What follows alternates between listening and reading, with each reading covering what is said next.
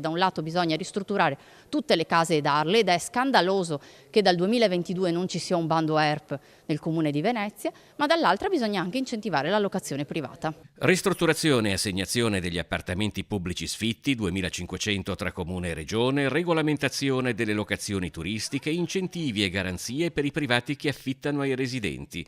È un piano casa nato da un ascolto del territorio, quello presentato dal PD veneziano e che parte da una fotografia impietosa della situazione attuale. Abbiamo una montagna di sfratti in esecuzione per morosità incolpevole, per finita locazione, per occupazione senza titolo e c'è una povertà che io non mi ricordo in tutta la mia lunga carriera e tanta disperazione. Ma la vita può essere dura anche in certi appartamenti pubblici. Dove ci sono state le ristrutturazioni ci sono stati risparmi del 65%. Dove non ci sono state ristrutturazioni la gente deve fare la scelta: o mi riscaldo o mangio. E poi ci sono le nuove generazioni. Venezia, questa cosa bellissima per cui ha circa 10.000 studenti fuori sede. Io vi invito a girare per le calli e chiedere quanti di voi vorrebbero il loro futuro in città. Tutti. Quanti di voi lo vedono davvero in città? Pochissimi. Su questo c'è da fare tanto.